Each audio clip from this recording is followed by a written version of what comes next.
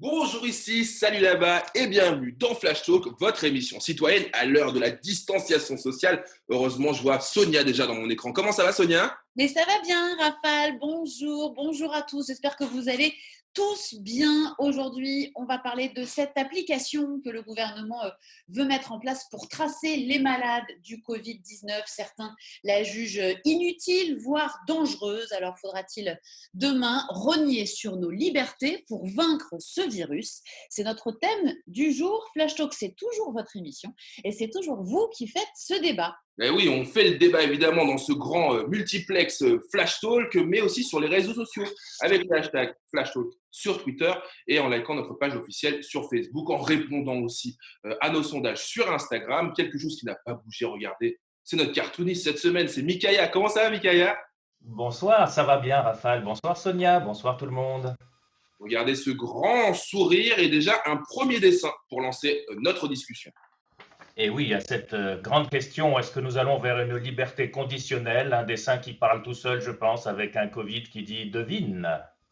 Et oui, Stop Covid, c'est donc le nom de cette application que veut mettre en place le gouvernement et dont on va débattre aujourd'hui, puisqu'effectivement, ça pose un certain nombre de questions. Mais d'abord, comment ça marche? On regarde le data flash de Juliette Jean et on se retrouve juste après.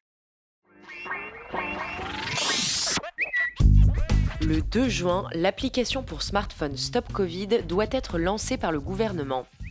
Mais à quoi ça sert? Elle permet de remonter un chemin d'infection si un utilisateur se déclare malade. Et aussi de prévenir toutes les personnes que cet utilisateur aurait croisées en leur conseillant de se faire tester et de s'isoler. Comment ça marche? L'application passe par le Bluetooth de nos téléphones et détecte les interactions entre les personnes. Toutes ces informations sont transmises à un serveur central. Les données collectées par l'application sont anonymes et la géolocalisation n'est pas sauvegardée. Stop Covid fonctionne sur la base du volontariat. Or, si le nombre d'utilisateurs est trop faible, le système sera inefficace. De plus, 23% des Français n'ont pas de smartphone. Alors, tracer les citoyens, est-ce vraiment la solution pour contrôler l'épidémie ?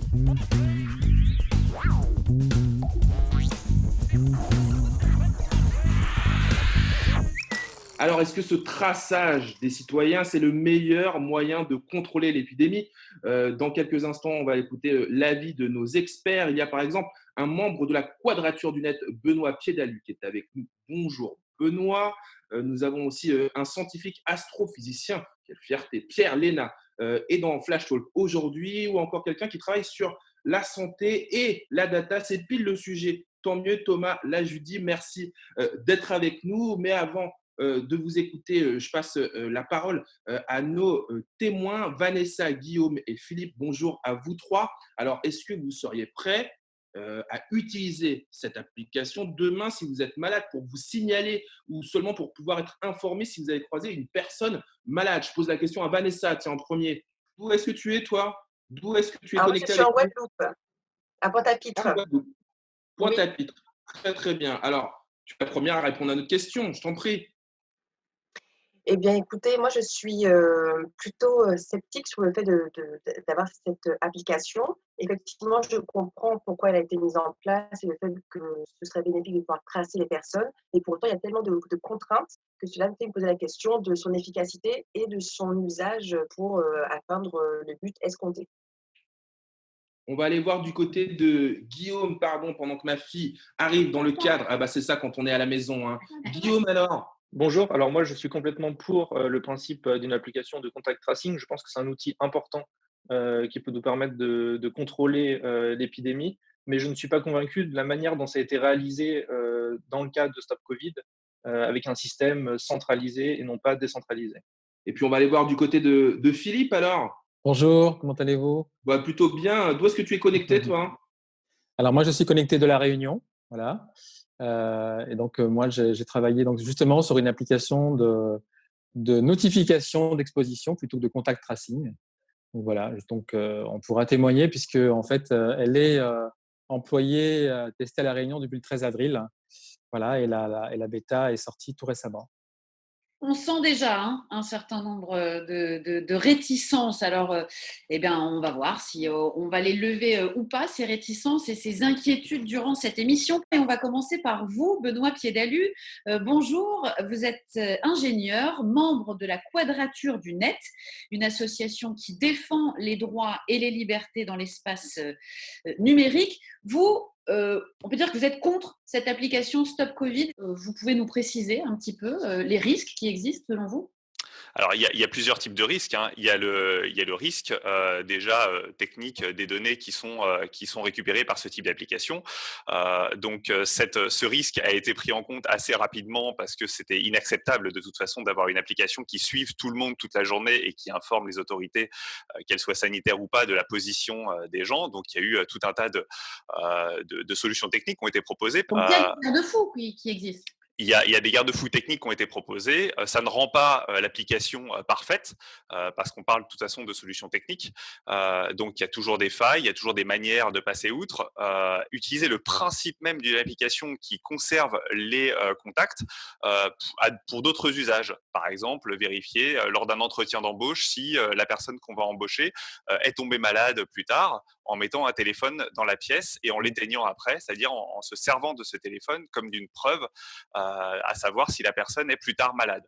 Et On donc a, ça, c'est si tu le permets, on a bien compris, si je résume plutôt cette forme de traçage inutile et politique, tu faisais mention de l'avis de scientifiques. Allons voir notre scientifique qui est ici, Pierre Léna, astrophysicien, je le disais au début de l'émission, membre de l'Académie des sciences, professeur émérite à l'Université Paris Diderot et Observatoire de Paris. Et justement, Pierre, vous faites partie des signataires d'une tribune qui est parue dans Le Monde le 25 avril. Plus d'une soixantaine d'entre vous, des scientifiques, ont défendu le recours à cette technologie. Alors, qu'est-ce que vous pensez de l'avis de Benoît, qui, lui, est plutôt contre? Je travaille avec les collègues de l'Académie, en particulier de l'INRIA, sur la question de ce qu'on appelle le traçage. Et le traçage est probablement un mot qui n'est pas bien adapté, hein. Qu'est-ce qu'il faudrait dire alors? Bien, c'est un suivi, mais le traçage fait penser à ce qui a été évoqué d'ailleurs par notre ami de la Quadrature, hein, à savoir qu'on identifie la position de la personne par une version qui était d'ailleurs une version initialement discutée, hein, avec une identification de la position sur Google Earth, par exemple. Alors, ça a été pour le projet français abandonné, et c'est très bien. Alors, il y a plusieurs questions très intéressantes vis-à-vis du traçage, hein. Est-ce que c'est efficace par rapport au contrôle de l'épidémie? Première question. Deuxième question, qui a accès aux données pendant une période courte? Est-ce que c'est un organisme de la santé? Bon, on sait par exemple que toutes nos données santé sont en possession de la sécurité sociale, on pourrait considérer que c'est une intrusion considérable, mais néanmoins on l'accepte au bénéfice du fonctionnement de notre système de santé. Troisième question, combien de temps ces données sont-elles conservées? L'avis de l'Académie que vous aviez mentionné souligne que ces données doivent l'être pendant un temps très court, 15 jours, 3 semaines maximum. Elles ont rempli leur rôle, elles doivent simplement disparaître, hein. Alors, je sais pas ce que va nous dire Guillaume, Pierre, mais je le vois un peu bouger sur son siège depuis tout à l'heure. Guillaume, tu voulais intervenir, toi, Guillaume. Je rappelle, tu es étudiant. Tu es spécialisé dans quoi? Je suis étudiant ingénieur spécialisé dans le traitement des masses de données, l'intelligence artificielle. Alors, moi, je voulais juste revenir sur la différence, enfin, sur le mot suivi dont a parlé Pierre. Il faut bien faire la différence. Donc, Ouais, en suivi ou anglais, c'est traçage? difficilement. Suivi ou traçage? Voilà, Ouais. voilà, c'est difficile de traduire en français, ce serait peut-être plutôt suivi ou traçage, mais en anglais, c'est tracking ou tracing. Alors, il faut voir que le tracking, c'est vraiment repérer où sont les gens, leur position géographique en fonction du temps. Donc ça, évidemment, c'est très problématique. C'est vraiment c'est presque de l'espionnage sur les gens. Là, on parle de tracing, c'est-à-dire qu'on repère uniquement les contacts totalement anonymes entre les gens. Donc on va savoir que tel identifiant anonyme, qui est relié à une personne mais qui est anonyme, a été en contact à un moment donné avec telle autre personne, mais on ne sait pas où de façon géographique. Il n'y a pas la notion de localisation GPS. Concernant l'efficacité, donc ça, on ne sait pas trop encore si vraiment un tel outil est efficace. A priori, il a toutes les chances de l'être. Il y a une étude de l'université de Oxford qui indique que l'application serait utile dès 10 à 15% d'utilisation, ce qui est relativement faible. Et à partir de 60 à 70%, elle permettrait à elle seule, l'application, de contrôler l'épidémie. Donc a priori, tout reste à prouver, mais les premiers signes montrent qu'elle pourrait être efficace.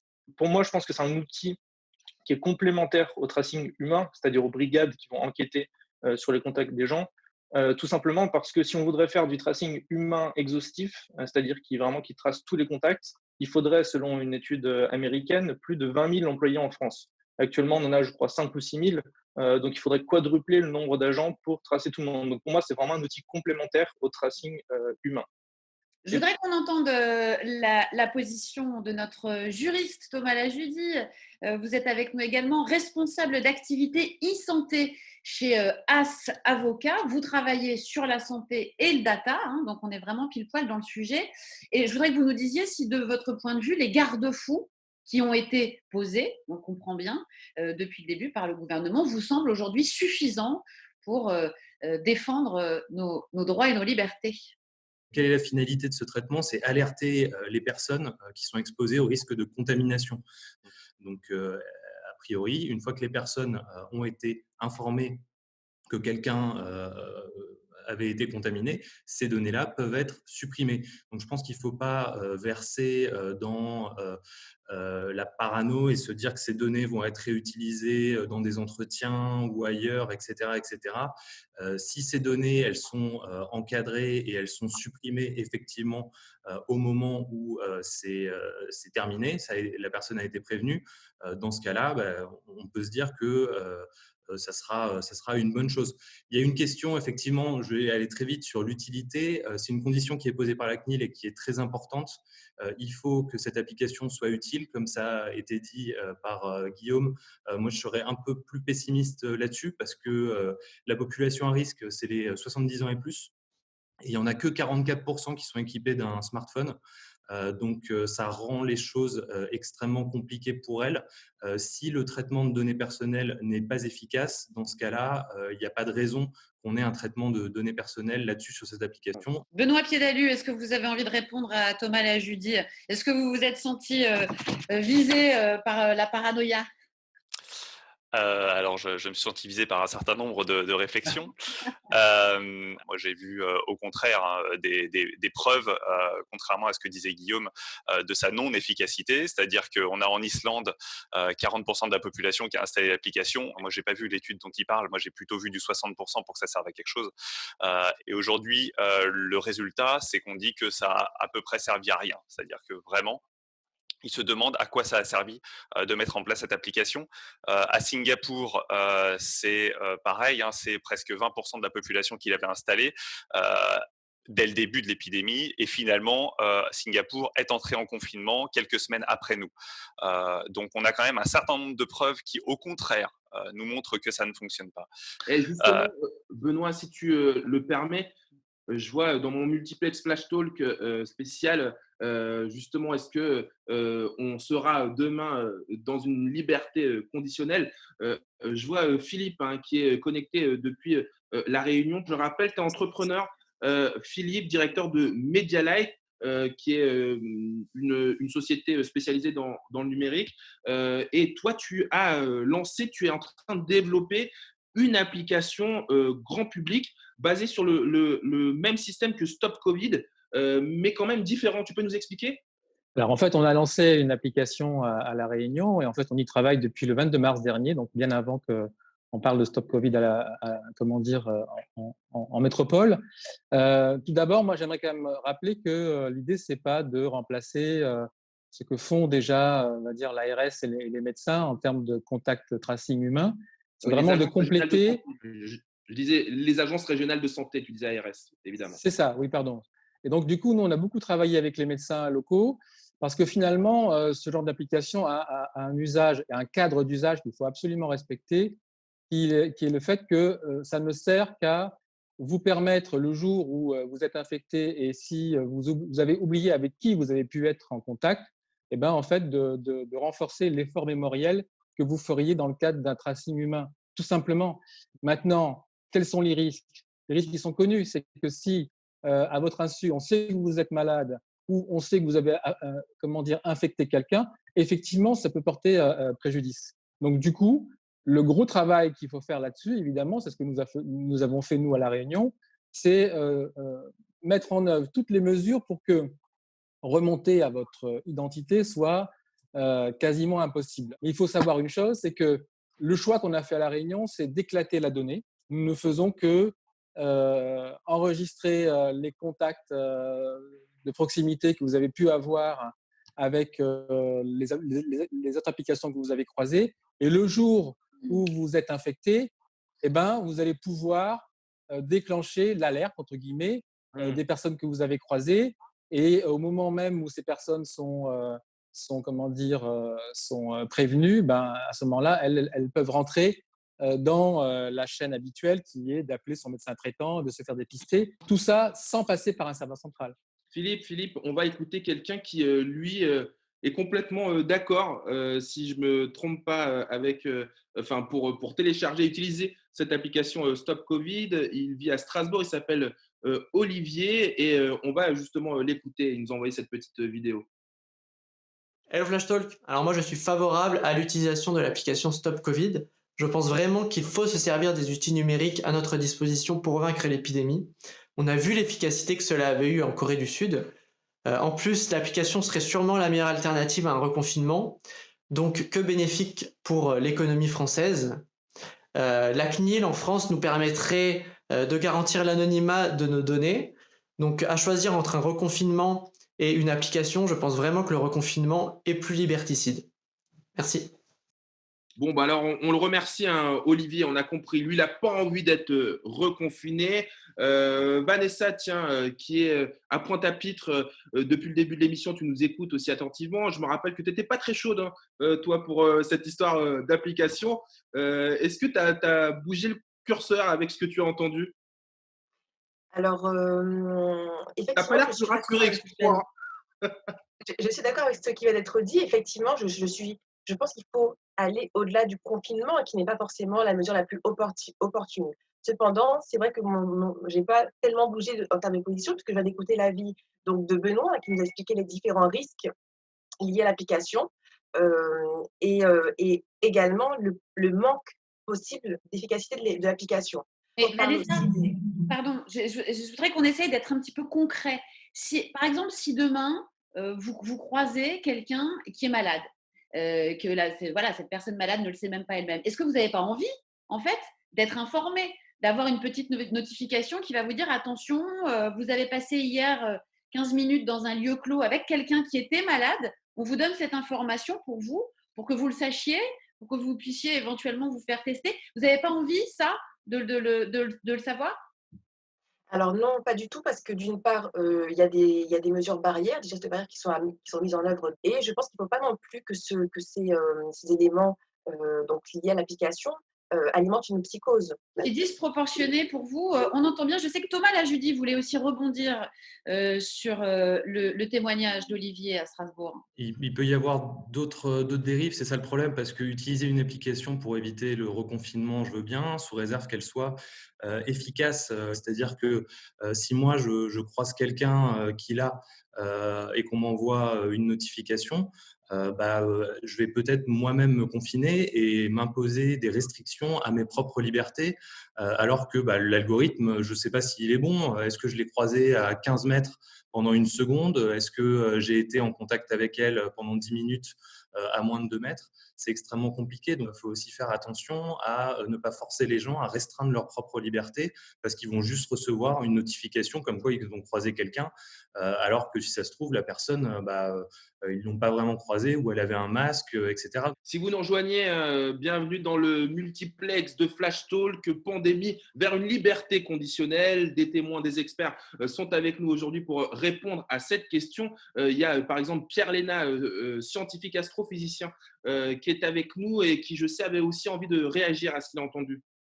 Oui, je voulais dire d'abord sur l'efficacité, hein. Si nous pouvions avoir en France un système qui est mis en place actuellement à l'échelle du pays et de toutes les personnes présentant des symptômes qui se déclarent à leur médecin, qui leur fait faire le parcours, ce serait l'idéal. D'ailleurs, il faut noter que c'est le système de la Corée, hein. La Corée n'a pas mis en place de traçage par téléphone portable dès le début janvier, quand ils se sont mobilisés, hein. Simplement, ils avaient un dispositif tout prêt, contrairement à nous, évidemment, qui n'avions à peu près rien, hein, et que si on pouvait faire ça en France, inutile de parler d'application. Mais apparemment, on ne peut pas, hein.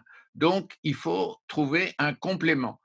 Que ce complément soit utile, quel que soit le pourcentage, ça, je crois que les modèles le montrent clairement maintenant. Il ne suffit pas à lui seul à faire descendre en dessous de 1 le facteur de propagation R. Ça, c'est clair. Mais il y contribue et les mesures sont cumulatives. Euh, Attendez, euh, Pierre, vous aviez presque réussi à redonner le sourire à Benoît Piédalu, le membre de la Quadrature du Net. Ah bah, il a toujours son sourire. Je voulais dire une deuxième chose qui me paraît très importante, hein, brièvement. La question centrale, c'est qui a le contrôle sur cette tenue de contact pendant les 15 jours ou 3 semaines? C'est qui? Ce ne sera pas l'INRIA, parce que ce n'est pas dans sa compétence, hein, et en tout cas, je crois qu'il a dit qu'il n'était pas en mesure de le faire. Qui va le faire, hein? Ça, c'est absolument décisif. Benoît alors, Benoît. En fait, en effet, il y a une vraie question du choix de l'algorithme et puis de l'usage même de cette application. Le choix qui a été fait, il me semble que c'est informer les gens qui ont été en contact avec une personne contaminée pendant 15 minutes à moins d'un mètre. Je rappelle que le Bluetooth n'est absolument pas prévu pour déterminer qu'une personne a été à moins d'un mètre que vous. Qui fait le choix de 15 minutes? Est-ce que c'est trop long? Est-ce que c'est pas assez long? Les tests aujourd'hui ont été très très courts. On parle de 3 jours de tests en conditions réelles de l'application. C'est absolument trop faible pour ce type d'usage. La Corée du Sud, c'est 30 000 personnes qui ont été mises en place pour aller faire du contact tracing. C'est absolument énorme et c'est absolument inévitable. Je vous disais, l'algorithme ne va pas régler le problème de la pandémie. En particulier, en faisant du contact tracing, on comprend comment l'épidémie se propage. Et c'est extrêmement important. Ce n'est pas avec une application du type Stop Covid qu'on va comprendre comment elle se propage.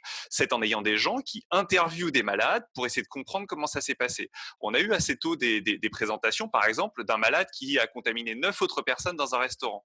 Et c'est en interrogeant tous les gens, en retraçant exactement la position des différentes personnes dans le restaurant sur une carte, qu'on a réussi à comprendre qu'en fait, c'était la climatisation qui avait transmis le virus d'une table à l'autre. Et ça, avec une application, vous ne le comprendrez pas. Si vous passez à côté d'une personne dans un espace clos ou que vous faites le même passage à côté d'une personne dans un supermarché ou dans un bureau, vous n'avez pas le même risque de contamination. Ce n'est pas pris en compte par l'application. Et il me semble que le sujet politique de la mise en place d'une telle application est essentiel. C'est qu'on va faire croire aux gens qu'une application de surveillance généralisée pourrait résoudre des crises telles qu'on vit maintenant. Ce sera une crise sanitaire aujourd'hui, ce sera une crise terroriste demain, et une application où on va te laisser tout loisir au gouvernement de nous suivre, de surveiller ce qu'on voit pas, etc., etc. On va faire croire à la population que c'est une solution. Et ça, pour nous, c'est un risque politique bien trop grave. Je vous propose, les amis, qu'on aille voir notre politique préférée pour conclure cette émission, puisque malheureusement, on arrive déjà au terme de ce multiplex Flash Talk. C'est notre cartooniste, c'est Micaiah, que je vois juste ici, avec un premier dessin, Micaiah. Ben oui, comme on a vu, beaucoup d'inquiétudes, mais il ne faut pas être inquiet parce que notre gouvernement se veut rassurant avec notre Premier ministre qui dit, à part quelques soucis d'ordre technologique, médicaux, scientifiques et éthiques, l'application Stop Covid est au point. Il a l'air au bout du rouleau. Il a l'air au bout du rouleau, même sur ton papier. Un dernier dessin alors, Michael. Et oui, à propos de liberté individuelle, on espère bientôt être libéré de la pandémie. Et quelqu'un qui dit ah, enfin libre. Mais autour, on voit ce qu'on voit. Et on voit effectivement des drones. On n'aura pas eu le temps d'en parler aujourd'hui, mais je crois justement, Benoît Pied-d'Aluc, votre association a réussi à faire interdire par le Conseil d'État le survol par des drones de la capitale pour surveiller justement les Parisiens lors de ce déconfinement. On n'a pas eu le temps d'en parler aujourd'hui, on en parlera Tout à fait. lors d'une prochaine émission. Merci à tous, en tout cas, d'avoir participé à ce débat aujourd'hui. Et moi, je suis en train de regarder, Sonia, au-dessus de moi, dans ma cuisine, dans mon salon, s'il n'y a pas des drones qui se baladent. Il n'y en a pas. Je tenais évidemment à remercier nos conjoints. Je vois ma femme Nari qui est là, Benoît de ton côté, qui filme cette émission depuis la maison. Le débat continue évidemment sur les réseaux sociaux. #FlashTalk. Et nous, on se retrouve la semaine prochaine. Salut! Salut!